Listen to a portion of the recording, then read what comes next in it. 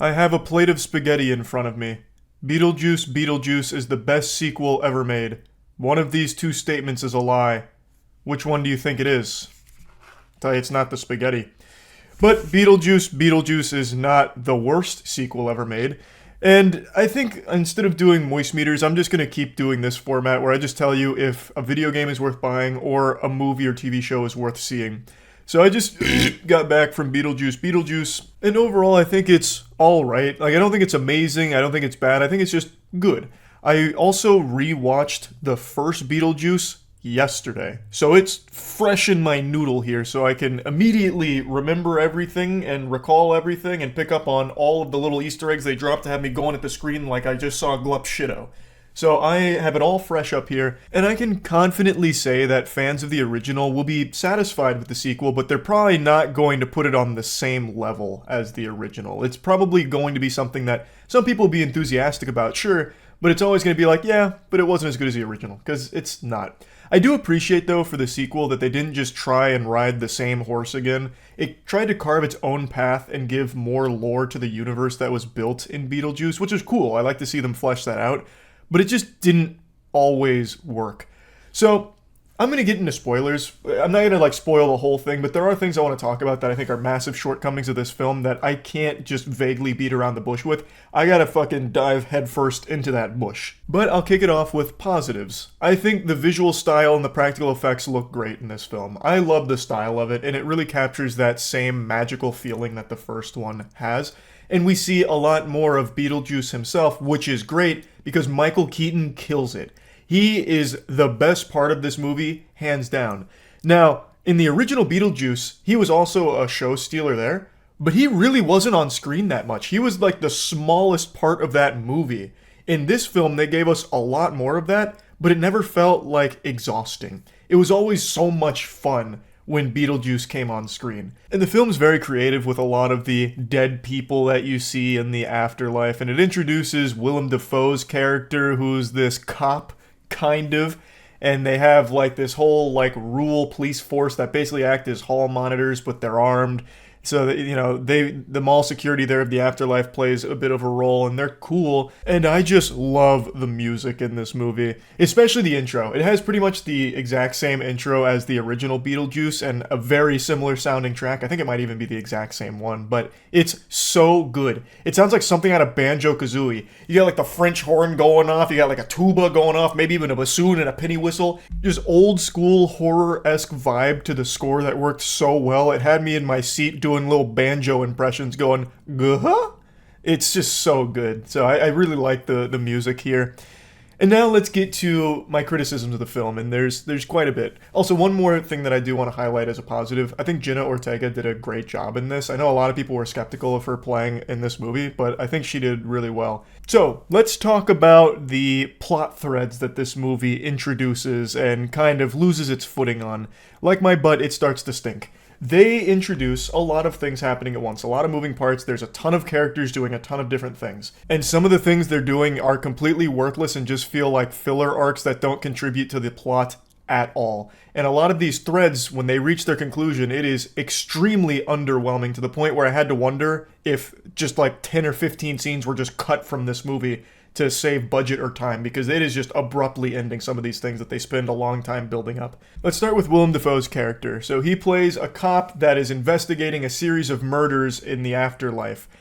And through his investigation, he's starting to piece things together, and ultimately he just does nothing. He's a really entertaining character, and I'm a big Willem Dafoe fan, but if you edited his character out of this movie, nothing changes. The movie progresses exactly the same. It honestly felt like this whole movie was filmed without him there, but then he replied to a letter that was sent to him 2 years ago saying, yeah, I'd love to be in the Tim Burton film. And they're like, oh fuck, well we don't want to miss this opportunity. So they just gave him a role after the fact that only loosely ties into it, but never directly interacts with it. Even at the end of the movie, where it really seems like, everything's popping off now, this is the perfect time for Willem Dafoe's character, and all of the, police force, like the Turbo Power Rangers, it's their time to do something, they don't. They just get locked in stasis. So he actually does nothing. What was the point? Yeah, his scenes were entertaining, but if they don't actually contribute to anything, they're kind of just worthless in the context of the film. You could get the same effect by just jump cutting to me doing a I got your nose bit, or telling the board burgers joke doing armpit farts.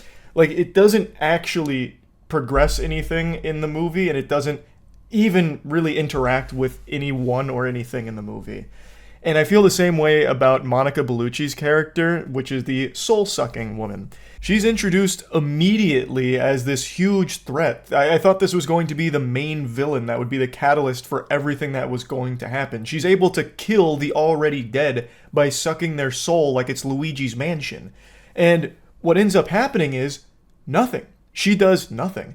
There's a couple of scenes where she contributes a little bit of lore to the backstory of Beetlejuice, but it's not her doing it. Beetlejuice is afraid of her and kind of just exposition dumping about his relationship to her in the past.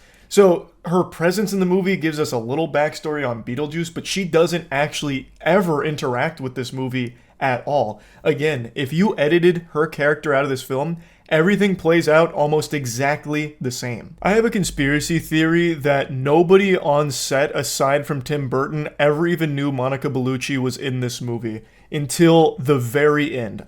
I think she only showed up to the set with the core cast members one day out of the entire filming period, because throughout this entire movie, she doesn't interact with, share a room with, or even share like the general space of any of the characters that we follow. She is always isolated to her own side missions, like her own side quest. It's not till like the last 5 minutes of the movie where she shows up, everyone just gasps like, ah, who is that? And then she's immediately exterminated. She just gets like fucking one-tapped. It's so underwhelming. It just... What was the point? Again, like, she didn't even need to be in the movie because she doesn't contribute to the plot. The movie plays out almost exactly the same without her presence.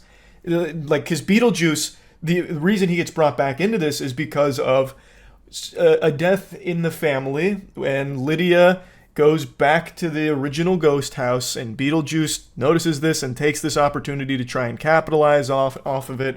And some more shit pops off, and it leads to them needing Beetlejuice to help them out of a tight squeeze. But that pickle that the Dietz family found themselves in would have happened without the soul sucker ever returning and threatening Beetlejuice, because it doesn't have anything to do with anything. It's just like this moving part that we tune into occasionally.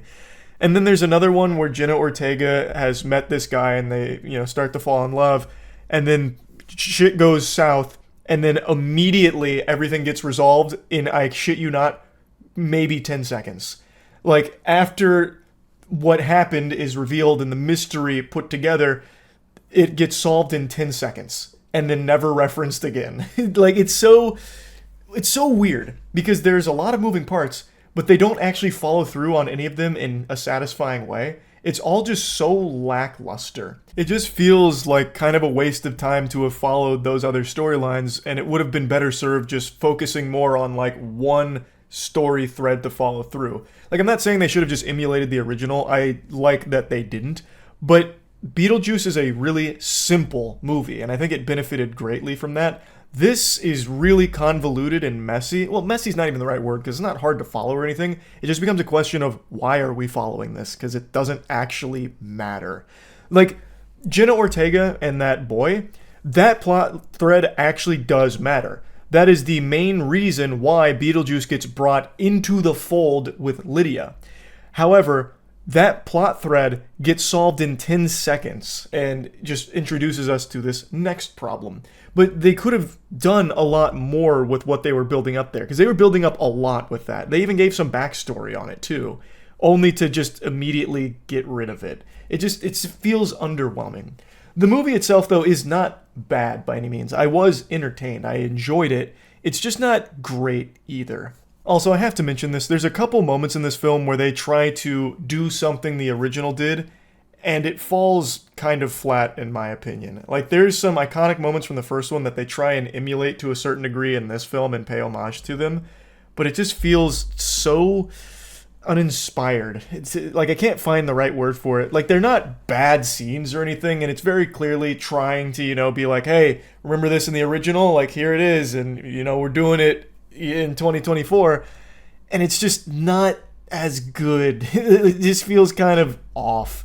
Like, I don't hate that they did those couple of scenes, but I just wish they were better. Overall, though, I think Michael Keaton does a lot of heavy lifting in this film. He starts to carry it on his back from time to time because even when things start to really drop off on those plot lines that abruptly end or don't contribute to the overall plot, you'll have Beetlejuice come in and just liven it up, bring some fresh energy, and make you giggle a little bit, and that really helps. Michael Keaton is extremely good in this movie. Not every joke lands, but the ones that do, I appreciated. Like, I had a good time with it. It's just a bit of a bummer that the film wasn't better, especially given how long it's been since the first one. These legacy sequels almost never work out, and this one's better than some for sure, but it's still just not amazing either. Overall, though, I'd say it's probably worth watching if you really like the first Beetlejuice movie. If you didn't like the first Beetlejuice movie, you're not going to like this one, I imagine. But if you are a fan of the original, I think you'll at least walk away being entertained. Like, I don't think you're going to be let down and, inconsolable over how they ruined it or anything, because I don't think they ruined it. It's just not as good as it could have been, and it's very hard to compete with something as, like, timeless as the original Beetlejuice. So, yeah, that's really about it. See ya.